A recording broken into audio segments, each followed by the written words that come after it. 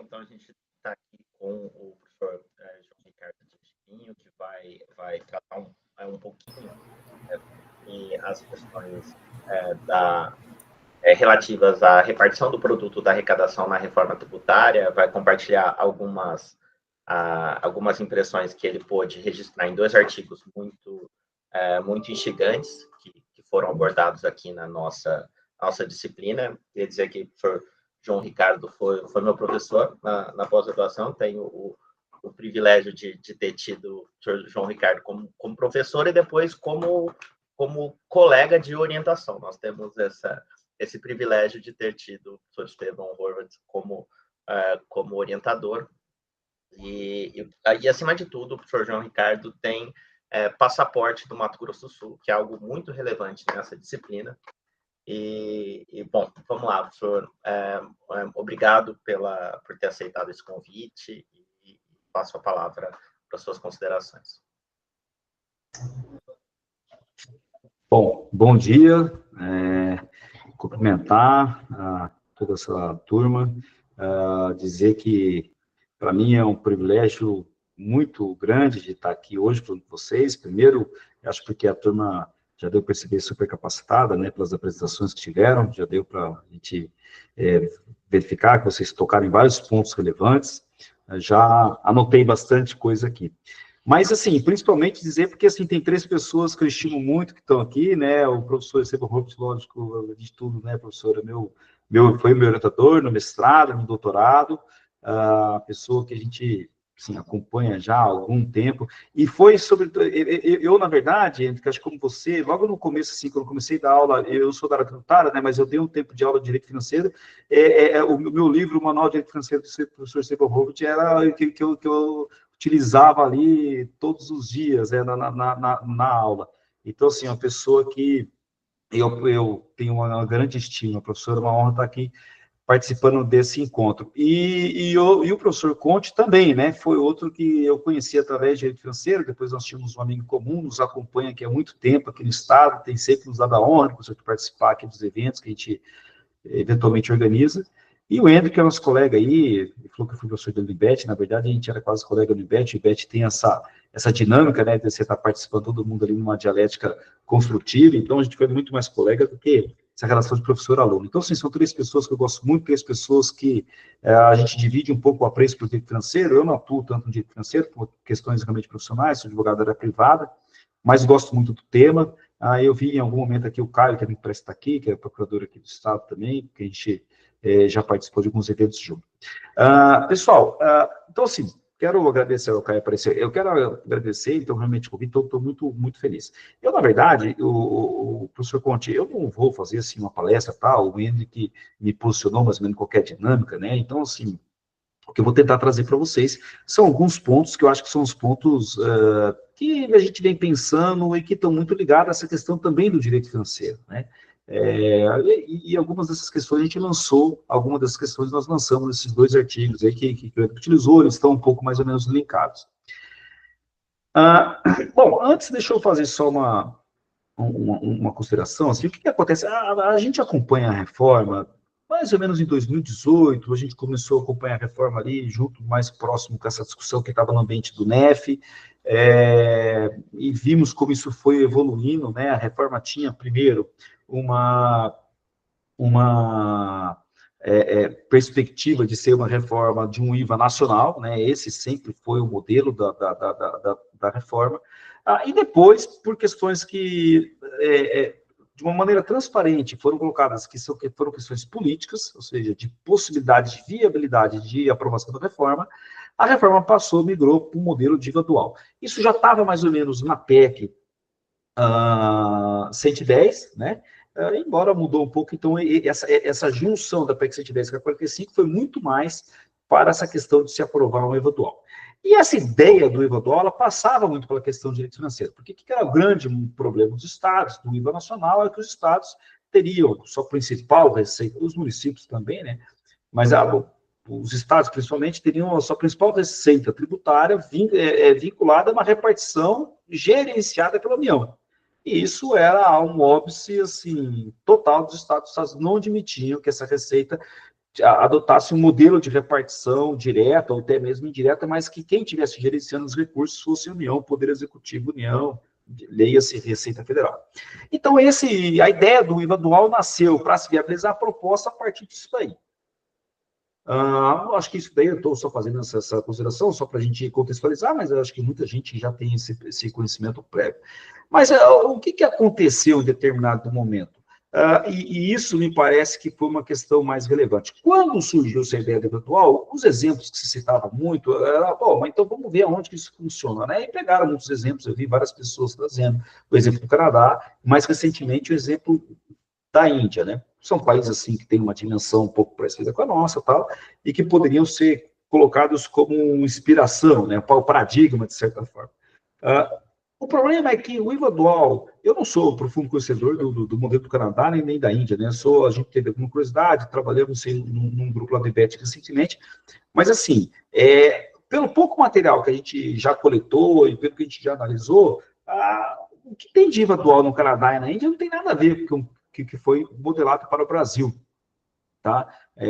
O do Canadá, principalmente, que é o modelo mais antigo, a dualidade do IVA lá está mais ou menos porque acontece com o simples aqui. Né? Eu tenho uma lei nacional do IVA, não sei se vocês... Eu tenho uma lei nacional do IVA, o Estado que resolve aderir àquele IVA, ele tem como se fosse um adicional de alíquota naquele IVA nacional, a receita daquele adicional vai direto para o Estado. Então, assim, a legislação, a gestão, a arrecadação é toda feita pela União, então não tem muito esse modelo dual como se quis aqui. E os estados que querem aderir a esse modelo, me parece que hoje são 2 ou 3 províncias que não aderiram, embora a principal delas, que é Quebec, não aderiu, ela tem um IVA estadual, mesmo, né, não tem, aí ficam 2 IVAs circulando por ali. Então, essa é uma questão que já denota, assim, bastante diferente do que foi feito no Brasil. O que foi feito no Brasil se criou, então, como eu precisava ter uma arrecadação centralizada, mas não poderia fazer essa arrecadação centralizada via União, porque os estados não admitiam, se idealizou o tal do comitê gestor, né? Alguns falam, teve inspiração no CONFAS, isso eu não souberia dizer, mas acho que não, algo bem diferente do CONFAS. O CONFAS é um órgão regulamentar, para regulamentar algumas questões, até nunca funcionou muito bem dentro daquilo que a Constituição tinha previsto, né? Que era justamente evitar a guerra fiscal, para a principal função do CONFAS, isso acabou não funcionando muito bem. Então, o comitê gestor foi criado como se fosse esse órgão arrecadador central, para os estados e municípios, ou seja, separado da União, pública e União. E aí começa uma série de problemas que foram surgindo no meio do caminho, e entre esses problemas que tem, é que nós não temos paradigma para isso. Os paradigmas nós tínhamos como de IVA dual, eles não têm nada a ver com a ideia do comitê gestor. Então, esse é o ponto. Eu costumo dizer que é o seguinte, o problema da reforma, e aí toca muito a questão da área de direito financeiro. Eu não sei se parece que é a minha conexão aqui. Vocês estão me ouvindo? Sim. Sim, mas você está... Agora voltou. Voltou. Deixa eu só... Aqui, tá. Deixa eu tentar só trocar a minha... Aí, vocês estão me ouvindo agora? Sim, perfeitamente. Tá usando aqui a internet aqui. Eu ia até tentar trocar, mas se eu trocar, eu acho que eu vou cair. Bom, mas você me faz uma sinalização aí no chat, qualquer coisa, eu troco aqui a conexão. Então, o que acontece? Nessa ideia voltando, então, nessa ideia do comitê gestor, eu não tenho um paradigma internacional, como eu tenho para as questões de incidência. Eu tenho dito bastante isso daí, né? Eu falo assim, olha, quando nós vamos para as questões de incidência do IVA, eu não vou dizer que fica mais simples, tem vários problemas complexos, mas os problemas que estão aparecendo no Brasil são problemas que nós já, que a gente, mais ou menos conhecido, que você já tem esses problemas nos países que têm IVA, principalmente na comunidade europeia. Por exemplo, conflito de competência. O principal problema deles é quando se trata de economia digital, né, ou prestação de serviços, ou bens e materiais, que é a grande dificuldade para você identificar onde está o destino dessa entrega, né, já que o fim da guerra fiscal está muito ligado a essa tributação no destino. Então, isso é um problema que eles têm, as regras que nós criamos aqui, estão muito linkadas às regras da Comunidade Europeia para se identificar o destino, aquelas regras que tem no PLP 68, de você ter 2 ou 3 coincidências de fatores para saber aonde que é o destino quando se trata de economia digital, foram importadas quase que diretamente da Comunidade Europeia. Agora, na questão federativa, esse é o problema, nós não temos. Pelo menos nós já temos uma pesquisada, não encontramos nada, lógico, tenha, né, a dimensão do que é a Federação Brasileira. E aí você criou um monte de situações no comitê gestor e várias dificuldades de se entender. Primeiro, a gente não sabe exatamente o que é o comitê gestor.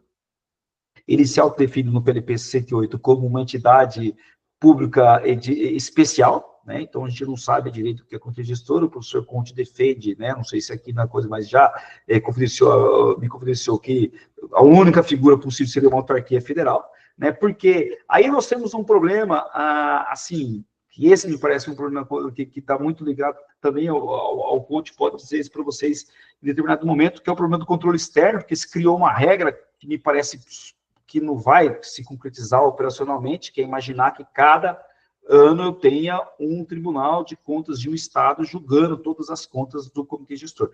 Que daí eu tenho 2 problemas, né? Quando eu falo de controle externo, né, Conte, eu tenho aquela ideia de controle externo, ele vai controlar a receita e despesa do próprio órgão, se teve ali o orçamento adequado do próprio órgão, aquilo que o órgão gasta para se manter. Isso é uma coisa, mas não podemos esquecer que o controle externo ele está muito ligado, quando nós falamos, por exemplo, de ICMS, ao controle dos índices, a efetivação de que os índices são adequados e que são repartidos adequadamente. Vocês imaginam que eu vou ter, assim, independente, pessoal, de qual tribunal é, se é um tribunal mais estruturado, que é São Paulo, ou se é um tribunal menos estruturado, o que não necessariamente corresponde, mas só para dar um exemplo, do Acre, por exemplo, né, independente que, obviamente, o mais conforme estruturado, porque o Tribunal de Contas de São Paulo tem muito mais demandas que o Tribunal de Contas do Acre, nesse sentido que eu digo. Mas independente disso, vocês imaginem que um Tribunal de Contas de um Estado vai controlar o índice de repartição de todos os Estados, quando o Estado dele é parte diretamente interessada. Então, esse é um ponto, assim, ainda muito mal resolvido, me parece, na reforma, né? E que entra direto na questão federativa. Muito disso por quê? Porque esse ponto teve que ser criado. Esse ponto foi criado quando foi juntar 45 com a 110. Como que vamos fazer para fazer um eventual ser gerido por um órgão nacional? Vamos criar um comitê gestor. E isso teve que mais criar do zero. Como eu disse, eu não tinha nem paradigmas constitucionais nossos e nem paradigmas constitucionais internacionais. Então, esse era um problema. E aí, acho que isso gera muita discussão, enfim, não vou entrar, obviamente, em todas elas, só fiz mais ou menos essa contextualização para entender, que é o que me parece, que a reforma, ela pode, num determinado momento, se tornar uma reforma simplificadora para a relação contribuinte-fisco, não agora, talvez lá no final da transição, alguns anos depois, ela realmente consiga entregar essa simplificação, mas ela sem dúvida, ela é uma reforma que torna muito mais complexa, me parece, né, não sei o que eu posso os colegas, mas me parece que ela se torna muito mais complexa do ponto de vista das relações interfederativas, né, as relações entre as entidades federativas, acho que ela vai ficar muito mais complexa nesse aspecto. Então isso é um primeiro questionamento. Eu tenho aqui, e aí assim, eu acho que dá tempo aqui de eu falar sobre os 3 pontos, 2, 3 pontos que mais ou menos eu abordei nos artigos e que eu queria mostrar para vocês. Eu vou fazer uma espécie de disclaimer. Esse slide não está com todos os dados atualizados, porque eu acho que em certo momento eu parei de atualizar, porque, olha, era tanta mudança na comissão que eu falei assim, eu já imprimi um monte de PLP, que falei, você quer saber? Eu vou esperar esse negócio terminar de realmente votar, agora eu recebo notícia hoje que o governo parece que concordou em tirar a urgência, não sei se vocês viram, acho que agora de manhã, a urgência do projeto do PLP 68, né? Então, assim, eu falei, eu vou esperar esse negócio aprovado, depois eu imprimo isso daí e dou uma olhada. Porque eu falo imprimo assim, alguém às vezes está me julgando, né? Mas, pô, um negócio desse tamanho não dá para ler em PDF, tem que imprimir, né, Conte? Então, assim, mas eu vou, não sei se está liberado para eu apresentar aqui. Claro. Sim, Você tem todo o pode tempo do mundo. Tá, deixa eu só colocar aqui, então. A partir do slide. Isso.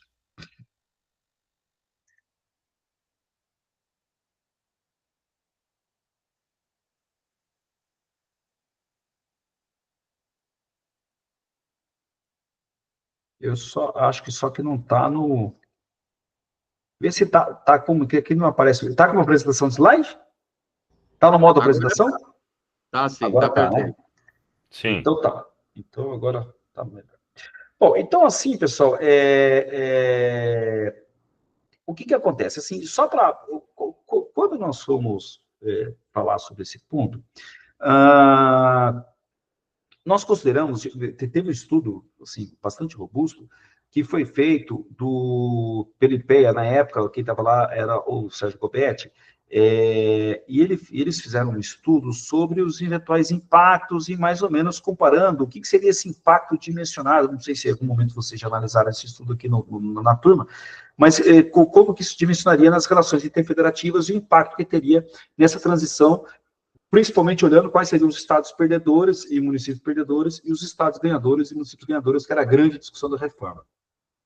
Lembrando que, né, essa transição longa também era o outro ponto caro politicamente para a reforma, porque vários estados, como, por exemplo, o Henrique lembrou, Mato Grosso do Sul, é um exemplo, eles perdiam muito em termos de arrecadação com a reforma, arrecadação potencial, vamos dizer assim, né? Então, era uma perda muito grande. Então, assim, poxa, como é que eu vou virar a chave de um dia para a noite? Então, eu preciso ter uma regra de transição. Ficou uma regra super alongada, podemos discutir se isso seria adequado ou não, mas foi uma decisão política. Então, a grande questão da transição, ela é essa. E aí, a partir dessa regra de transição, vários questionamentos surgem que não foram muito bem enfrentados. Então, o estudo, mais ou menos, é só para a gente dar essa dimensão do que seria esses dados. Eu vou trazer alguns dados aqui. Como eu disse, esse estudo aqui, ele tem só... Deixa eu só ver se eu consigo... Não, peraí.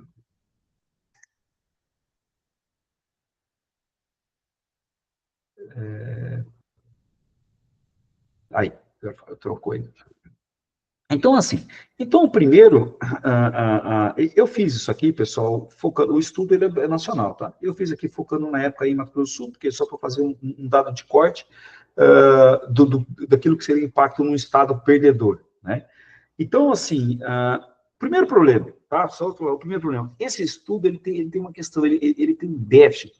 Como ele foi realizado, e assim, meio cruel no caso, como ele foi realizado ali de 21 para 22, para viabilizar as discussões da reforma, o que aconteceu? Ele foi lá e não pegou o censo de 22. Ele pegou lá o censo de 2010. Então, pô, já tinha ali um déficit temporal significativo. E essa questão populacional é muito relevante quando eu penso que eu vou mudar a matriz de repartição da origem para o destino, né? Teoricamente, onde eu tenho mais população, eu tenho maior consumo, teria maior índice de arrecadação, índice de participação. Então, assim, só para você ter uma ideia, em Mato Grosso do Sul eu teria ali, em termos de valores, né, 431 milhões, olhando para os municípios, né, lá naquela repartição dos 25% que substitui o ICMS. Eu teria um ganho, né, alguns municípios ganhando em 431 milhões de reais, uma perda dos municípios perdedores de 768 milhões de reais, um saldo de 337 milhões de reais, né? Eu teria, isso anual, né? Eu teria o total de municípios ganhadores, 32 municípios ganhadores, e total de municípios perdedores, 47 municípios perdedores, né? Então, o percentual de municípios ganhadores seria de 41%. Quais são as unidades federativas que são previstas para serem perdedoras do ponto de vista do quantitativo de municípios, ou seja, do total de municípios, quantos municípios ganham e quantos perdem? Nos estados do Espírito Santo, Mato Grosso do Sul e Mato Grosso, mais de 50% dos municípios perdem, né? Então, eu tenho um número de municípios perdedores maior do que o número de municípios ganhadores. Isso daí não está considerando a receita do estado necessariamente. Isso daí ele está considerando só o total de municípios que perdem em relação aos que ganham. Então é o número de estados menores, né, do que se eu comparar os demais estados da federação. Ele ainda coloca assim, curiosamente, a fatia do Amazonas do IBS é menor, mas a grande maioria dos municípios ganha. Ou seja, se olhar para o volume, não necessariamente, porque se Manaus perde, Manaus é quase 70% do estado, então o estado, como tudo, vai perder. Mas se eu olhar para o número de municípios, o número de municípios ganha com a mudança. Bom, mas aí começa, pessoal, esses percentuais aqui que estão um pouco desatualizados, mas a regra é basicamente essa. Aí começa a bagunça, né? Porque ali é só mais ou menos uma noção. O que é o grande problema que essa aí é a grande questionamento, né?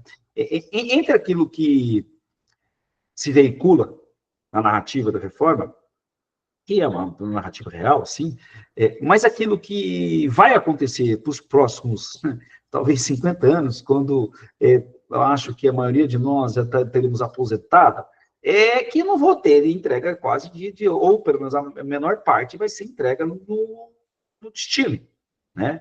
A maior parte da arrecadação, ela é distribuída de acordo com os critérios, com a minha participação na arrecadação hoje. Então, esse é um ponto bastante relevante, né? Então, isso aqui, só para a gente ter uma ideia, eu faço aqui, neste momento, um engessamento do que deveria ser. O Carlos pergunta aqui se eu posso compartilhar. Sim, posso compartilhar o estudo do IPE, fique tranquilo, tá, Carlos? Só peço para o Henrique me lembrar depois, eu compartilho, sem problema nenhum. Mas, enfim, nesse momento eu faço um engessamento da repartição e da participação dos entes. Eu vou depois mostrar isso como melhor. Mas vamos lembrar, como que eu faço? Como que está a regra hoje? Eu tenho lá as alíquotas de referência, então a arrecadação que for operacionalizada através dessas alíquotas de referência, 90% dessa arrecadação eu vou dividir entre os estados e os municípios. Então, daqui lá, vamos dar um exemplo. Eu arrecadei lá 1 trilhão e 200 milhões, talvez 1 trilhão e... Não, 1 trilhão e meio eu arrecadei de ICMS, de IBS, cota estadual. Eu arrecadei lá... aplicando a de referência. Às vezes, se eu arrecadei lá 1 bilhão e 600, 1 bilhão e 700, para aquilo que foi acima da de referência, não entra na conta. Então, aquele 1 bilhão e meio que eu arrecadei utilizando a de referência, como que eu vou distribuir? 90% desse valor de 1 bilhão e meio, que daí ali, acho que 1 bilhão e 350, se me corrija se eu estiver errado, esse 1 trilhão 350 bilhões, eu vou ter que dividir para os estados e municípios na proporção da sua arrecadação. Aqui começa um pouquinho o problema. O que acontece? Olha só, mas qual que é essa proporção da sua arrecadação? Da sua arrecadação atual. O que acontecia? Lá no texto, da emenda constitucional, eu dizia o seguinte, falava, olha, mas como que eu vou medir isso? Bom, eu vou medir a minha arrecadação a partir de 2024 até 2028. Eu vou medir o quanto que eu participo da minha Receita Estadual. Então, quanto que São Paulo, o município de São Paulo, participa da Receita Nacional de ISS? Então, eu vou lá e faço uma conta. Eu arrecadei 200 bilhões de ISS, 20 bilhões eu arrecadei em São Paulo. Então, São Paulo participa da arrecadação do ISS em 10 bilhões, em 10%, perdão. Então, o índice de participação de São Paulo do IBS referente aos municípios, né, daquela cota da alíquota municipal, que lembra que eu tenho duas alíquotas de referência, estadual e municipal. Então, 10% daquilo que eu arrecadei, a conta é a seguinte, né, como que eu falei a conta de São Paulo? Vamos lá, vou dar o número. 1 trilhão e 500 eu arrecadei de IBS total. 300 bilhões eu arrecadei de IBS, alíquota de referência municipal, certo? Então, 90% dos 300 bilhões eu vou dividir conforme a minha receita de hoje. Então, eu vou dividir 270 bilhões conforme a minha receita de hoje. Na minha receita de hoje, São Paulo participa de 10% do ISS nacional. Então, 27 bilhões eu vou ter que entregar para o município de São Paulo. João, mas qual que é o meu percentual do meu município aqui? Eu moro aqui, o colega esse que é do Paraná, eu moro aqui em Londrina. Qual que é o percentual do meu município? Bom, eu vou fazer o seguinte, eu vou analisar esse percentual do teu município entre 2024 e 2028. E vou ver qual que é a tua participação entre 24 e 28 e vou construir teu índice. Esse teu índice vai valer para os próximos 50 anos, entre 24 e 28. Aí começam alguns probleminhas. Esse 24 e 28 caiu no meio do caminho. Ele estava... E aqui foi entre nós, né? Eu sei que está gravando, mas enfim, isso aqui eu posso falar que é tudo. Aí teve uma questão, assim, realmente... de cair os cabelos. Porque o que aconteceu? Eu estou falando isso porque eu procurei, porque quando eu estava fazendo esses... essa apresentação, foi bem no meio do caminho, e eu falei, putz, como é que eu vou falar isso agora se esse troço sumiu? Entre o texto que foi votado, foi texto para a Câmara, foi para o Senado, voltou com essa regra. Quando foi votado no Senado, que foi para o plenário, tiveram alguns destaques. Esses destaques, nenhum destaque foi aprovado, suprimia o texto que dizia que esse percentual ia ser entre 24 e 28. Nenhum destaque foi aprovado, suprimia essa parte do texto. E, não obstante isso, o texto foi aprovado. Qual que é a surpresa de nós? A hora que eles põem lá o texto final para promulgação do presidente da Câmara, do Congresso, perdão, o enunciado sumiu. O enunciado que falava que esse percentual ia ser aferido entre 24 e 28 sumiu. Ficou para o regulamento. E quando eu vou para o regulamento para o PLT 68 e 108, também isso não fica claro. Então, quer dizer, vai para o outro regulamento, que provavelmente vai ser o ato regulamentar do comitê gestor. Por que eu estou falando isso? Porque, primeiro, isso é só uma questão aí, política também, né? Por que isso saiu? A gente sabe por que saiu. Porque muitos estados e municípios, como a reforma foi aprovada lá no final de 23, olharam para lá e falaram, poxa vida, então, na verdade, se eu tiver uma arrecadação maior em entre 24 e 28, eu vou ter uma arrecadação maior para os próximos 50 anos. Opa, o que começou? Muita gente começou a mandar projeto de lei para elevação do CMS. Esse foi o que... E aí isso saiu na mídia, se vocês procurarem, vai ter isso daí, que os estados que a reforma tributária já provocava aumento da carga tributária, eles de alguma maneira arrancaram isso de lá, mas não teve votação. Bom, lá a votação eu não acompanhei, mas o que está no site da Câmara não aparece o destaque suprimir esse enunciado. Mas, enfim, aconteceu, isso ainda são outros capítulos a serem contados. Esse é o principal ponto. Aí, só para concluir, depois eu volto nele, né? Bom, desses 90% eu distribuo assim, 3% eu distribuo, eu crio uma espécie de um seguro-garantia para distribuir para aqueles estados que foram em municípios mais perdedores. Então, 3% daquele total, daquele 1,5 trilhão, eu vou utilizar para distribuir para os estados e municípios perdedores. E 7% da arrecadação daquele 1,5 trilhão que eu coloquei como hipótese, eu vou distribuir conforme a lei complementar. Não só esse 7%, mas também como 100% da diferença da lei instituída. Então, isso quer dizer que esse gráficozinho aqui, né? Então, imaginamos que até aqui é o quanto eu arrecadei de... É 1 trilhão e 500 bilhões, né? Então, 90% eu distribuí conforme aquele índice, 3% eu mandei para o seguro-garantia, e esse 7% eu vou distribuir conforme a lei complementar disser.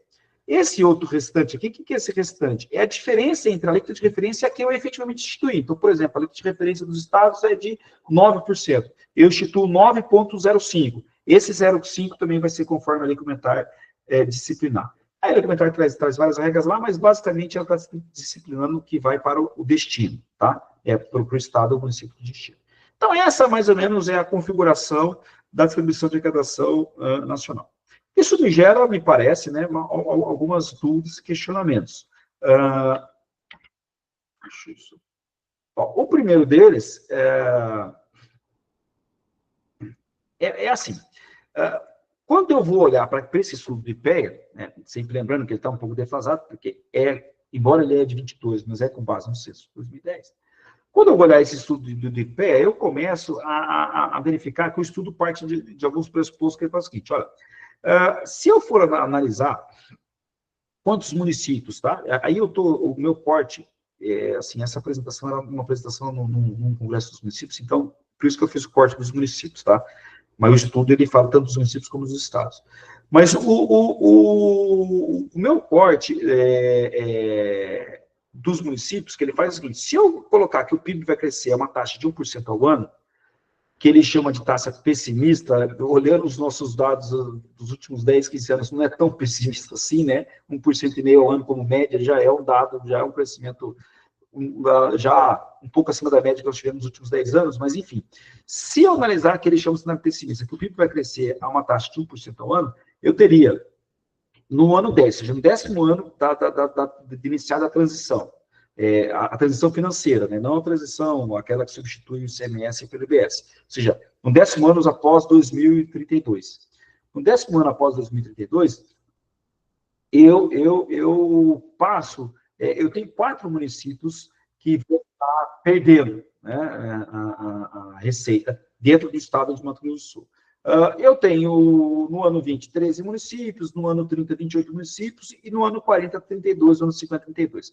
Isso aqui só tem relevância para a gente entender o seguinte: o que ele quer mostrar? Que os municípios que vão perder, eles vão começar a perder a maior parte do número deles lá a partir do 30º ano. Então, nos primeiros 30 anos, eu tenho poucos municípios perdendo a arrecadação. Primeiro ponto. Quando ele fala em perdendo a arrecadação, ele fala em perdendo a arrecadação comparando o quê? O valor nominal, lógico, desindexado, né? Então, ele compara o que seria o valor de hoje, né? Lá para que 2030 fala, ó, se você arrecadar hoje 1 bilhão, você vai passar a arrecadar 980 milhões, então você perdeu 20 milhões. Mas ele não coloca como perder aquele que eu deixo de arrecadar, ou seja, aquilo que eu poderia estar arrecadando se o critério fosse o critério da origem. Isso daí ele não faz essa conta, né, que seria uma conta interessante. Então, aqui eu grifei, essas são as 32 cidades que correria o risco de um cenário mais pessimista, tá? Então, são só 32. Dentro das 32, eu tenho 3 cidades de Mato Grosso do Sul. E aqui ele já faz um outro gráfico com a partir da receita líquida dos estados, né? Já olhando para os estados projetado para o período de transição. Então, ele utiliza o mesmo critério. 50 anos de transição, cenário pessimista, cenário otimista, 1,5, 2,5, taxa média de crescimento da receita do estado, né? Então, o que ele analisa? Olha, se o Brasil crescer a uma taxa média de 1,5% ao ano, afinal, todo o período de 50 anos, durante todo o período de 50 anos, a minha taxa média de crescimento da minha arrecadação de Mato Grosso do Sul seria de 0,9%. Então, ou seja, a arrecadação de Mato Grosso do Sul cresceria ao longo dos 50 anos, numa taxa média, 0,9%. Ela cresceria abaixo do crescimento do PIB nacional. Tá? Então, você vê aqui que eu tenho 1, 2, 3, 4, 5, 6 estados que teriam um crescimento abaixo do PIB nacional, a arrecadação deles como taxa média, durante os 50 anos. Lembrando que varia, né? No primeiro momento eu não perco nada, a partir lá do 20º, pouco eu começo a perder e tal, mas na média eu teria essa perda. Então aqui, então eu estaria crescendo, veja só, aí isso aqui é um gráfico meu, tá, pessoal? Gráfico meu, assim, uma conta minha. Então, se eu cresceria 0,9% ao longo dos 50 anos, e o Brasil cresceria a 1,5%, eu estaria crescendo em relação ao PIB nacional, a minha taxa média de crescimento da minha arrecadação seria 60% do crescimento do PIB. E no cenário, aqui o mais otimista, ficou pessimista, mas mais otimista. Eu cresceria 76%, a minha receita teria um crescimento de 76% em relação ao PIB nacional. Bom, aí João Ricardo, me perdoem a minha ignorância em estatística, mas pelo menos me aventurei, aprendi lá com o professor de matemática, fazer algumas regras de 3, falei, bom, então vamos olhar o seguinte, vamos fazer outra comparação que não foi feita pelo estudo, que é analisar o seguinte, isso se aplica a Mato Grosso do Sul, vai se aplicar a Mato Grosso, vai se aplicar a São Paulo, vai se aplicar a Espírito Santo e vai se aplicar a Amazonas, tá? As dimensões mudam um pouco, mas esses 4 estados, isso vai acontecer. O que acontece? Bom, mas então ele comparou quanto que é a minha perda, olhando, olha, quanto que vai crescer a tua taxa, quanto que você tem hoje, e quanto que vai crescer. Então, se você considerar o cenário estático de hoje, você vai perder um pouco. Mas só que é o seguinte, só que se eu não tivesse a regra da reforma, mudando de origem para destino, eu teria que projetar o meu cenário, quanto que eu arrecadaria se continuasse a regra da origem, e não fazer um cenário estático de hoje. Então, isso que eu fiz aqui. Eu olhei para um cenário, esse dado é o dado do Confas, né? Então, assim, imagino que tem que ter alguma fidelidade. E nesse dado do Confas, eu vou olhando esse verdinho, demonstra a arrecadação do semestre. Então, eu vejo que lá, quando ele começa, lá em 98 até 2022, eu tive um crescimento, o Mato Grosso do Sul teve um crescimento na arrecadação de semestre, esse valor está desindexado, obviamente, né? Eu tive um crescimento de 690 bilhões, de 60 bilhões para 690 bilhões de reais. Então, eu cresci aproximadamente 10 vezes o crescimento, eu tive um crescimento de aproximadamente 10 vezes a minha arrecadação de 24 anos atrás. João Ricardo, só um instantinho, eu acho que o Lucas quer fazer alguma observação. Ah, tá, por favor, Lucas. Por gentileza. O professor Ricardo, a minha dúvida era bem pontual ali, quando você fez o comparativo da receita dos municípios, o que eles perderiam, e aí vários municípios perderiam mais a partir do 30º ano, nesse cálculo, o senhor está utilizando a receita nominal atualizada pelo IPCA ou qual que é o critério de atualização nessa receita? Vamos voltar aqui. Você fala qual? Esse aqui? Mais um slide. Mais um. Aí. Esse? No 30º ano, isso. 28, aí o senhor comentou, né? A partir do 30º ano, vários municípios começam a perder. Então, isso é considerando hoje a arrecadação atualizada pelo IPCA. Não, na verdade, assim, vamos lá. Primeira observação. Esse estudo especificamente não é meu. Esse estudo é do IPEA. Eu estou só fazendo alguns recortes para demonstrar. O que ele está fazendo é o seguinte: ele está pegando e está projetando, olha, tirando o fator indexador, tirando a questão do crescimento inflacionário. Ele está falando, se o PIB cresce 1,5%, né, qual que era o meu potencial de crescimento da minha arrecadação ao longo desse... Ele pega a base nacional, pega qual que é a minha área, ele tem alguns critérios para ele montar qual que seria meu índice de participação na base nacional. Ele utiliza, se não me engano, acho que a fonte é o PNAD, né, que é dos domicílios e tal, para ele poder projetar isso daí. Então, ou seja, ele não considera o crescimento inflacionário da arrecadação. Ele tá pegando um valor nominal de hoje e está atualizando a partir daquilo que seria a mudança de base. Aqueles estados que estariam ganhando, como que eles passariam a ganhar? Conforme as regras de transição vão entrando, um percentualzinho hoje, outro percentualzinho amanhã, vai entrar qual a regra de transição? A regra de transição de que... Porque vamos só voltar aqui, né, pessoal? Deixa eu só voltar um ponto para ficar mais claro isso aqui. Lembra o seguinte, ó, no começo da reforma, eu tenho 90% dessa parcela, ela vai ser pelo meu índice de hoje. Então, teoricamente, ninguém perdeu com relação a esses 90%. O município mais populoso, que teria tendência de ganhar, ele, nesse primeiro momento, não ganhou nada. Só que essa parcela de 90%, eu esqueci de falar isso, me desculpe, ela vai reduzindo. Aqui taxa 1,45 avos a partir de 2035. Então, ou seja, o critério que é a minha arrecadação de hoje vai diminuindo e vai entrando qual critério? Esse daqui, que, se a lei complementar não mudar, tende a ser o destino. Então, o que acontece? Utilizando só essa mudança, ele foi analisando ao longo dos 50 anos como é que eu vou saindo de uma base para entrar em outra base, como que isso provoca esse aumento de crescimento, sem fazer, obviamente, projeção de crescimento inflacionário. Seria difícil de fazer isso aí para o futuro, entendeu? Então, é isso que ele considera. Mas esse estudo não é meu, tá? Tá certo. Eu só fiz os recortes que estavam. Esse aqui já seria... Eu não vou falar que é estudo meu, né? Eu só peguei aqui 2 slides, 2 gráficos, para poder mostrar o seguinte. Se eu olhar o crescimento da arrecadação de ICMS no Brasil, ao longo dos últimos 24 anos, eu vou ver que o ICMS cresceu de 60 bilhões para 690 bilhões. Aqui está inflacionado, tá? Aqui está inflacionado, obviamente.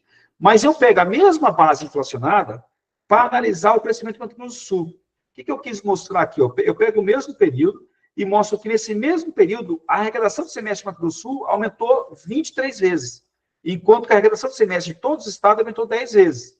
Então, o que eu só quis mostrar aqui, fazer um comparativo? Que Mato Grosso do Sul, isso vai acontecer com boa parte dos estados produtores, Mato Grosso do Sul, na época, lá em 2022, ele tinha crescido 2,3 vezes a mais do que, quer dizer, 2,3 não, né? 130% a mais do que o crescimento do ICMS na base nacional. Né? Então, ele está bem acima da média da arrecadação nacional. Então, o que eu só quis mostrar isso aí é o seguinte, é que quando eu vou falar assim, eu vou falar, Mato Grosso do Sul perdeu, só que ao invés de ele crescer 1,5, ele cresceu 0,9. Não. Ele, com os outros estados produtores, perderam muito mais. Porque se não fosse a mudança de chave, ele não ia crescer 1,5. Se o Brasil crescesse 1,5, ele ia crescer, com base naquele gráfico do CMS, algo em torno de 3 e pouco. Então, quer dizer, eu ver o tamanho da perda, eu tenho que comparar aquilo que eu deixo de crescer com aquilo que efetivamente eu vou crescer. E o estudo não fez essa comparação. Então, essa é uma crítica que eu faço ao estudo. Né? O estudo não traz essa comparação. Bom, Aqui já, finalizando, eu entro num outro aspecto, que é o seguinte, esse é o censo de 22, veio logo depois disso tudo. Então, isso foi uma infelicidade do estudo, né? Esse censo, eu já volto com você, Lucas, só colocar esse ponto aqui, esse censo, ele mostra o tamanho da migração populacional que existe no Brasil nos últimos 10 anos. O vermelhinho mostra quais foram os estados que reduziram a população. Ou seja, o que é importante? A população do Brasil ela não aumentou muito, certo? Então, o estado que ganhou a população não é porque ela acompanhou a evolução da população nacional. A população nacional cresceu um pouco. O estado que ganhou porque foi migração populacional mesmo. Alguém que morava no município passou para outro município. E o estado que perdeu pela mesma razão, né? Pela razão inversa, perdão, né? Pessoas que moravam ali foram para outro município e não houve essa reposição. Então, tem uma migração populacional muito grande. Aí eu peguei alguns gráficos para demonstrar para vocês e chegar num ponto principal que estava no artigo, né? Como disse, novamente, eu peguei só do Mato Grosso do Sul, mas assim, existem vários municípios, são uma lista de 50 municípios que tem uma evolução populacional muito grande. Então, só para vocês verem, né? Alguns municípios do Mato Grossense, que são assim, os mais produtivos, obviamente, eu tenho um crescimento que eu saio lá, para Chapadão. Em 30 anos, praticamente 31 anos, eu saí de 5 mil habitantes para 30 mil habitantes. Cidrolândia, eu saí de 16 mil para 47 mil. Campo Grande não foi um crescimento tão grande, mas teve um crescimento substancial de 500 mil para 897 mil. O censo atualizou agora esses dias aí, parece que aumentou um pouquinho daqui, porque teve uma atualização do censo. Então, assim, o primeiro ponto, né, eu não está no gráfico aqui, o primeiro ponto que eu coloco é o seguinte: isso é um problema da emenda. A emenda, quando ela faz essa previsão da regra de transição, ela faz a previsão da transição olhando, olha, quanto que você vai perder olhando o cenário antes da reforma, até 28. Quanto que você arrecadava em 28? Bom, aí eu vou olhar para aquele cenário, quanto você arrecadava em 28, e vou ver o seguinte, vou projetar a tua perda. Se você perdeu muito, eu vou te dar um seguro garantia. Esse é uma situação. No entanto, o que não aconteceu? Eu não projetei nada para aqueles municípios, estado. Isso vai acontecer mais com os municípios, né? Porque o estado dificilmente experimenta um crescimento populacional deste tamanho em tão pouco tempo. Mas nos municípios isso vai acontecer muito. E vai acontecer, por exemplo, em municípios aqui do estado. Por exemplo, vou dar um exemplo. Nós temos um município chamado Inocência no estado. Esse município acho que tem 6 mil habitantes. Não tem atividade econômica quase que nenhuma lá. Nós estamos com investimentos aprovados iniciando lá de uma fábrica de 20 bilhões de reais. 4,6 bilhões de dólares, algo em torno de 20 bilhões de reais. Quer dizer, vocês imaginam o que vai ser no município, né? Em termos de demanda social, em um monte de outra coisa, do tamanho de investimento. Olha o problema. Esse município, ele vai ter um aumento exponencial da sua receita nos próximos 10 anos. Esse aumento da receita dele que ele vai ter, ele não vai pegar a data de corte que está lá na emenda funcional, ou seja, aquela data de corte lá de 2028, que ele corta quanto você arrecadou de 2028? A arrecadação dele de 2028 vai ser pequena, de ISS. Ele começaria a arrecadar esse ISS a mais a partir dali, mas isso não está sendo considerado. Mas o aumento da despesa pública dele, óbvio, vai ser muito maior. Ele vai sair lá de uma população de 6 mil para uma população de 20 mil em 10 anos. Ele vai ter um aumento de despesa pública muito grande. Então, o que vai acontecer nesse caso do município? Ele vai ficar com uma receita engessada, a arrecadação de ISS dele, quando ele tinha 6 mil habitantes, e uma despesa pressionada por uma população de 20 mil. Então, e o que é o grande problema? Ele não vai, mas ele vai ter 20 mil habitantes, ele vai receber mais porque ele vai ter o IBS no destino. Errado. Por que não vai ter IBS no destino? Porque, lembra, o IBS no destino ele só passa a ser relevante a partir do 20º ano da transição. Porque como eu venho reduzindo a razão de 45 avos, 50% mais um da minha arrecadação ela vai ser com base no meu índice anterior. Eu só passo a ter 50% mais um com base no destino lá a partir de 2040 e pouco. Eu acho que é 50 até. Então, veja, nesse caso eu vou ter a minha despesa aumentando muito ao longo de 10 anos, a minha receita engessada e a reforma não vai estar acompanhando isso daí. Pior, o seguro garantia que foi projetado não pega esses casos. Porque podia falar assim, você vai ter uma perda muito grande. Porque o seguro garantia pega olhando também para o cenário estático, para o cenário de 28. Quanto você perdeu, considerando a arrecadação em 28? Em 28 eu perdi pouco, porque eu tinha pouca arrecadação. Então, o que é o problema que foi isso? Quando gestaram essa regra de transição, olharam e falaram, isso não tem tanto problema, porque olharam muito para os estados, porque nenhum estado vai crescer 30%, 50% da população em 10 anos. Isso é difícil de acontecer. Mas município não. Lá, se a gente pegar o IBGE, vocês podem, isso está disponível no próprio site do IBGE, a lista de municípios que cresceram mais, acho que de 50% da população em 10 anos, são acho que de 50 municípios. Ah, tudo bem, não é tão relevante, não é São Paulo, não é não sei o quê, normalmente são municípios menores, né? Porque está muito atrelado a isso, né? Vem um investimento no município pequeno muito grande, o negócio tem um aumento proporcional muito grande. Mas você, então, tem como explicar isso de maneira mais fácil? Eu convenci em chamar que, nesse caso, você tem, sim, uma redução muito acelerada do município se eu considerar a receita pública dele per capita. Se eu pegar a receita dele, quando ele tinha 6 mil habitantes, receita pública total, dividir pelo número de habitantes, eu vou ter uma receita pública per capita A. Se a minha receita fica engessada e eu aumento em 10 anos 200% da minha população, a minha receita pública per capita vai ser menos da metade do que eu tinha. Então, acho que isso aí dá para a gente, mais ou menos, visualizar melhor que muitos municípios vão ter esses prejuízos, e isso não está na emenda constitucional e não está nos projetos de lei complementar. Chegamos a conversar com algumas pessoas que estão próximas da questão da reforma tal, ficaram de analisar isso aí, mas ninguém até agora analisou. E vou dizer também a verdade, meus municípios estão muito preocupados com isso, porque esse troço vai estourar na mão de outro cara, ele não está muito olhando para esse negócio. Mas vai ter um problema lá na frente. O que eu acho? É óbvio que isso, de certa maneira, não vai sustentar. Qual que é o ponto de pressão para a reforma? O cara vai, como já aconteceu em outros casos, essas coisas que a gente vai deixando para debaixo do tapete, vai ter um problema. O camarada, né, o professor Estevão acompanha bem isso aí, o camarada vai lá, vai tentar criar um outro tributo que não está na Constituição, vai chamar de taxa, de contribuição, e realmente ele não vai ter como fazer frente às receitas dele. Ele não vai ter ISS, não vai ter ICMS, vai estar tudo dentro do IBS, e o que ele vai fazer? Né? Então, ele não vai ter essa dificuldade. Só finalizando, o último ponto assim, que eu também chamei atenção nessas posições é o seguinte: como o meu índice de participação ele é analisado para a arrecadação antes da reforma, eles tiraram aquele período de 24 a 28, mas vai voltar em algum momento, claro, pode ter certeza, porque se eu tenho que olhar para a minha arrecadação passada, eu tenho que olhar para esse período. Como eu vou olhar para esse período aí, eu tenho um grande problema. Como que eu vou fazer nos casos que a arrecadação foi irregular? Eu vou computá-la na base? Como que eu quero dizer isso? Eu peguei lá acho que foi no artigo do IBET, agora, sinceramente, eu não lembro. Depois vocês podem até me ajudar aí. Mas num desses artigos eu peguei lá e selecionei quais eram os temas que estavam em discussão no STJ e no STF, que poderiam julgar inconstitucional alguma boa parte da arrecadação do ICMS. Se esse ICMS, ou até o ISS, ele por exemplo, vamos lá, vou dar um exemplo, eu acho até difícil a tese passar, mas é possível. Se o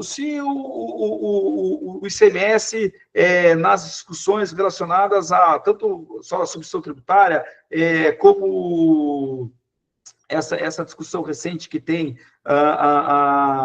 do ISS, relacionada a essa problemática que tem relacionada aos softwares, que até teve um julgamento do RE, mas esse julgamento ainda não estava sendo aplicado, tinha uma questão relacionada à modulação de efeito, aquilo que dividia que era ICMS e o que era ISS.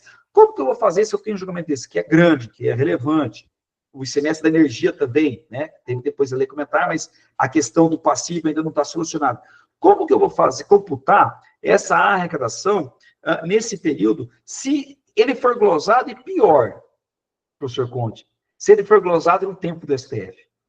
Tipo, eu arrecadei, computei nos cofres públicos, mas eu julguei em 2036, o índice já está formado.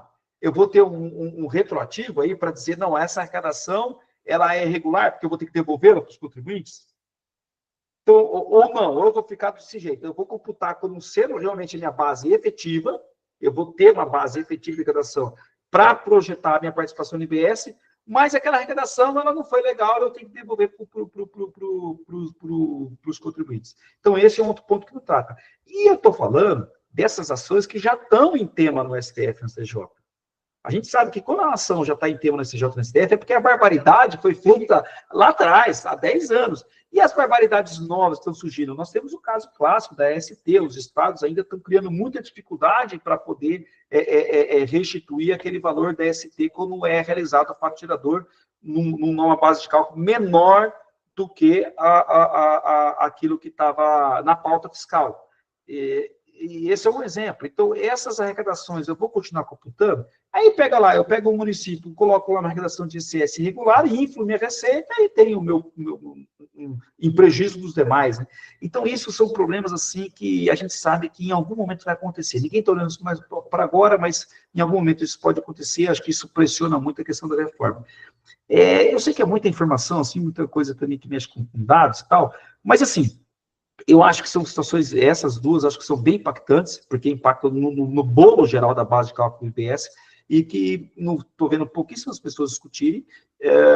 Os municípios tão pouco são preocupados com isso, eu acho que deveria ser uma preocupação bastante relevante, mas, enfim, em algum momento isso vai vir essa conta e vai ter que olhar para isso de novo. Mas, Henrique, assim, basicamente era isso. Não sei se eu pude contribuir um pouco, mas, de novo, estou super honrado aqui de estar aqui com vocês. Agradeço imensamente aí a oportunidade, pessoal. E aí, o Lucas, desculpa, você queria falar alguma coisa, Lucas? Eu tinha só uma pergunta / comentário naquele slide que o senhor estava apresentando sobre o Mato Grosso, a evolução da receita, que é um gráfico super interessante para a gente ver. Lucas, por favor, como o senhor me permitir, né, Lucas? Você já sabe, né, Ed? O que eu vou falar, Ed? Pode falar para ele, Ed. Lucas, é um pecado mortal chamar o Mato Grosso do Sul de Mato Grosso. A gente se sente mortal, né, Lucas? Pessoalmente. O Mato Grosso do Sul, meu sócio. Então tá bom. Tô brincando, com a vontade. Não, professor João, e acredito que, assim, no lado dos estados, nessa dificuldade que o senhor está apontando, parece ser totalmente relevante o alerta feito pelos professores Orvai e Hendrick, no artigo dele sobre as contribuições primárias, né, que acho que já é uma carta na manga ali para já poder ter uma flexibilidade, né, e então, assim... Exatamente isso. Exatamente. Né, e acho que e aí no estado do Mato Grosso do Sul, esse valor ele já corresponde a 6% do orçamento. Estava até com o artigo dos professores aberto aqui, eles arrecadaram 1,4 bi, quer dizer, naquele slide lá do senhor, 6% mais ou menos, não é pouca coisa, acho que num cenário extremo, ele já tem essa garantia. Agora, esse cálculo da contribuição, em nenhum momento ele é considerado no estudo, né, apesar dos estados já estarem olhando para eles, para esse tipo de cobrança como uma forma ali para garantir o orçamento, né? É isso mesmo? Não, é exato, mas existe uma razão disso. Essa da contribuição, você pode acreditar na conta do Mato Grosso mesmo, né? Porque isso aí partiu lá do pessoal deles lá. Eu, particularmente, até acho um certo tiro no pé, porque o que acontece? O que se discutia ali? Quando o API teve aqui no meio da discussão da reforma, num evento que teve aqui da Federação dos Indústrias, isso foi levado claramente para ele, um dos pleitos, mas o professor era, tá bom, nós vamos perder, tal, mas vamos aí sacrificar pelo bolo, mas é o seguinte, porque assim, só que politicamente, tal, o Mato Grosso foi um dos únicos estados, né, e São Paulo também, né, a Justiça já feita, que se posicionou a favor da reforma, embora perdesse, né, dos perdedores, né, porque Goiás e Mato Grosso, Espírito Santo, os outros tinham uma ideia comum. Mas, enfim, o pleito de Mato Grosso era e isso ficou alternativo. Olha a confusão que fizeram, não sei se vocês tentaram para isso no texto.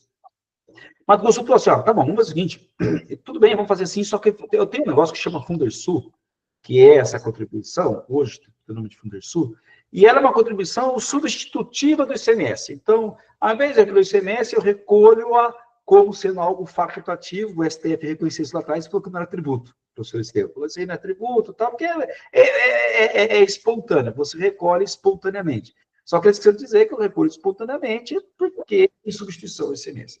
O Mato Grosso veio e falou assim, olha, como eu recolho isso em substituição de ICMS, eu quero que esse valor do Fundo Sul entre na conta, porque para poder fazer meu índice, estava entrando na conta só a arrecadação do ICMS.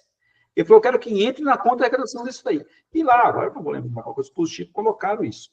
Mato Grosso, Goiás, mas outros estados defenderam, não, eu quero ter uma contribuição na manga. Foi isso que fizeram. Então, ficou uma substituição. Se você institui aquela contribuição lá do ADCT, essa contribuição sobre os produtos lá sendo elaborados e tal, se você institui a contribuição, o teu fundo atual, ele sai do cômputo para calcular qual é o teu índice de participação no ICMS.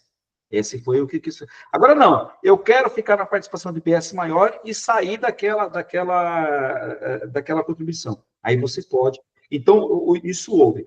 Por que isso não está no estudo? Porque essa contribuição ela foi idealizada no meio já da PEC, na preparação da PEC, o estudo já não tinha isso daí ainda, então por isso que ele não analisou, né, em defesa do estudo aqui. Mas é perfeita a observação, é óbvio que Mato Grosso, nesse ponto, era uma discussão realmente política, no sentido de que, cara, eu quero ter uma carta na manga, que se o negócio aqui desandar para um lado, eu vou ter essa carta na manga. O grande problema é que o município não tem essa carta na manga, né? Essa é a grande discussão. Quer dizer, tem, né? Para o município também tem outra carta, não, que é a nova contribuição lá, né? Contribuição do preservação dos logadores públicos, né? Que vai saber que vai ser colocada naquela materialidade ali. Mas virou uma nova carta na manga também dos municípios. Né? Muito obrigado, professor. Nada, mas obrigado. Obrigado. João Ricardo, desculpa. João Ricardo, você está lá encerrando.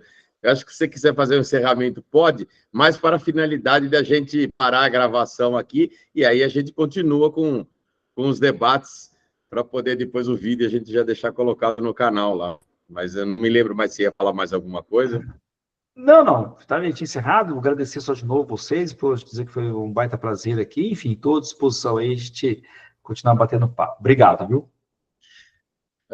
João Ricardo, nós é que agradecemos, isso aí não é um agradecimento de amigo, é um agradecimento aí pela valiosíssima contribuição, e acho que foi uma boa ideia termos gravado essa sua apresentação, porque vamos poder colocar no canal, e trouxe muitas informações extremamente úteis, práticas e objetivas, que vão enriquecer bastante o curso aí, e não só o curso, né? Porque agora com essa lembrança de ter gravado, nós vamos colocar lá no canal e aí fica disponível para o mundo inteiro aí para saber. De modo que, Henrique e Estevam, não sei se vocês querem fazer aí algum agradecimento final só para o Ricardo, ou aí a gente já pode encerrar essa parte, sem prejuízo, claro, de se puder contar com você aqui para a gente continuar os debates. João Ricardo, só queria dizer que foi um prazer ter você aqui. É muito bom a gente saber que a gente pode ter contribuído com alguma coisa com todo esse conhecimento que você demonstra sempre.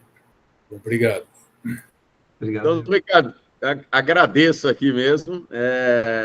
Uma contribuição para o curso, para os nossos grupos de pesquisa e para o nosso canal.